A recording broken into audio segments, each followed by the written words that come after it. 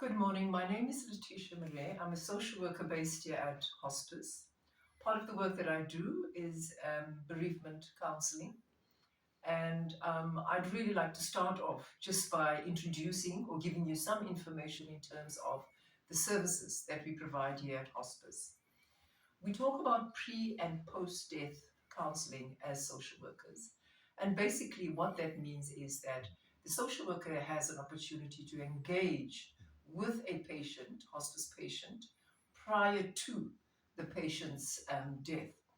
It's instrumental in terms of preparing the patient and the family to basically come to terms with what could happen.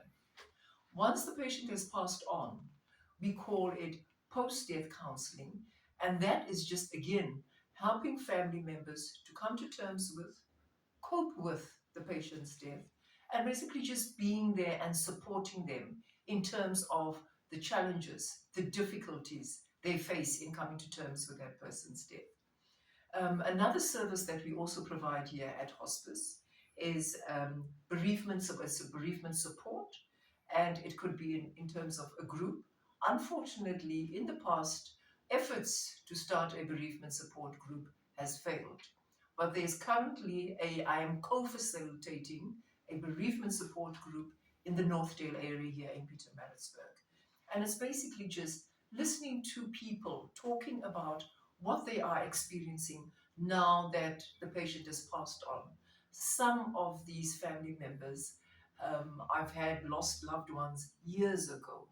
And that just shows how difficult it is, to maneuver that whole journey and walk through and go through that whole journey in terms of coming to terms with that loved one's death. Another service that we also provide here is we have been fortunate in the sense that we have a volunteer counselor who is instrumental in providing individual counseling to what we would call sometimes non-hospice family members. Some of them are staff members as well that have experienced trauma or some misfortune. So she then comes to hospice, and the bereaved, the person who is seeking the service, then comes here to the hospice offices. Another service that we provide here at hospice is also our own bereavement volunteers. And we have two ladies that have been with hospice for many years, and they also insist, just in terms of the influx, when there's an influx of bereavement referrals that is made to me, I can then refer or delegate those referrals to both of them. One of our volunteers has really been here for many years, and she has a lot of skill, and she's also providing the same service to a lot of the schools in the Pietermaritzburg, in the greater Pietermaritzburg area. Now, what is bereavement all about? When we talk about bereavement, a lot of people shy away.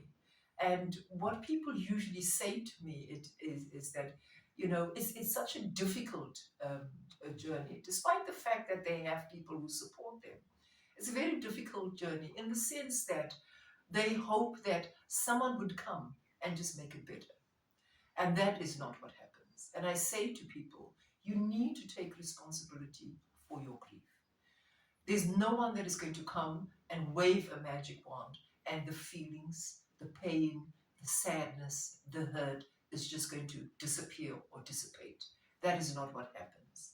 So let's look a little bit at what are some of the difficulties that people experience. People talk about it gets worse as the time goes on.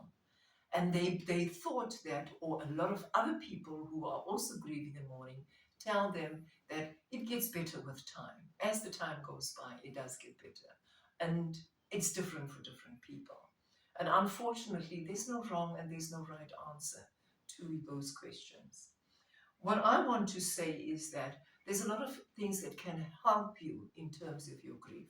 And some of the things that can help is exercise, writing, um, praying, just basically handing it over to a higher being.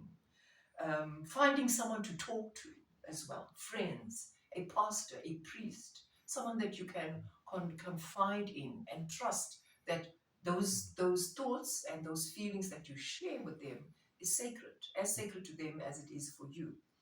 Others experience as also find support group. Find a support group that you feel where you can talk to other people about their experiences and gain insight in terms of what it is they're experiencing. Relaxing, breathing, journaling, writing your feelings down as well. Um, it doesn't help to go to extremes. So when we say exercising, staying busy and never being able to sit down is the extreme. It doesn't help. Exercising, cleaning, retail, shopping, at the end of the day, you're doing more harm than good to yourself. Okay. When you bottle things up and block things out also, that is not, it's futile. Because at the end of the day, it kind of, for lack of a better word, catches up with you. And we've seen what happens to people when they bottle things up, when they don't want to talk to other people about what they are experiencing. So it doesn't help to go to extremes. Staying away from too much drink, sleep, eating, taking tablets, because sometimes some people feel that that works for them, but it works for a short time. I just want to look at some of the, and I want to read some of the quotes that I found quite valuable in terms of assisting other people when they're grieving. We are unlikely to be agents of change when we hold our nose, close our eyes, and jump. So how can we assist other people in terms of their grieving? Supporting those who are grieving, bring along yourself. That's so important. You need to have a willingness to listen. Step into another person's shoes. Be patient. Grieving takes time. Be honest to call things for what they are. You need to have basic knowledge in terms of change, transition, loss, and gain, and what these things, these different terminologies mean for you. Think about what are the circumstances and what is the mix to try and to understand. To recognize the healing process is not quick. To know who to refer to and try and break the barrier of counseling. Now also hold in mind what not to do. Don't expect too much of yourself when you are grieving. Become isolated and burdened by what you have heard or experienced, as I mentioned previously. People are always wanting to give advice in terms of what to do when you are grieving.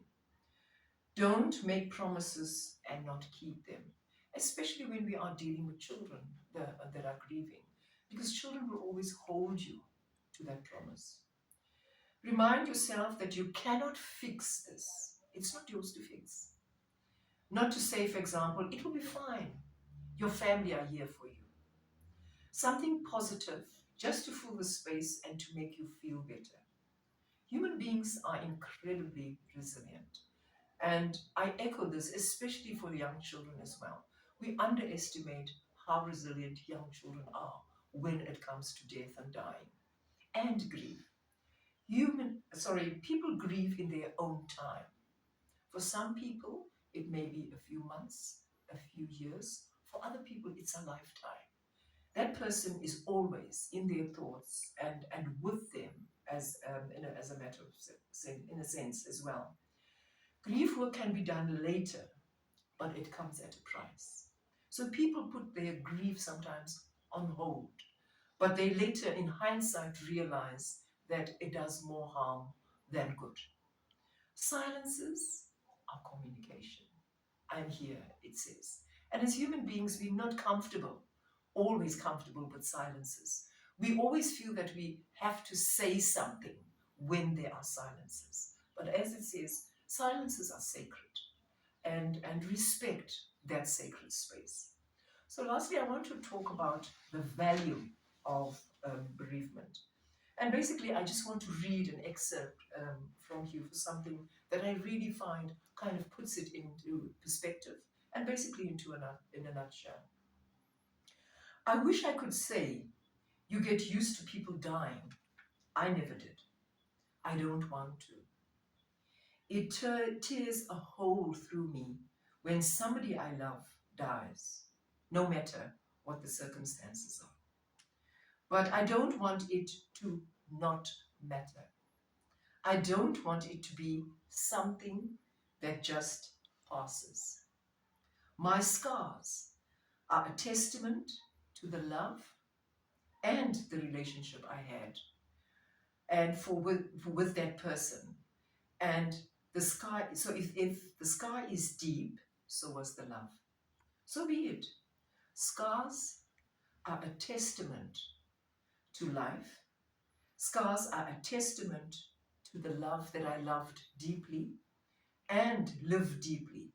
So it's okay to be cut or even gouged, and that I can heal and continue to live and continue to love. Scars are only ugly to the people who can't see. Thank you for your time.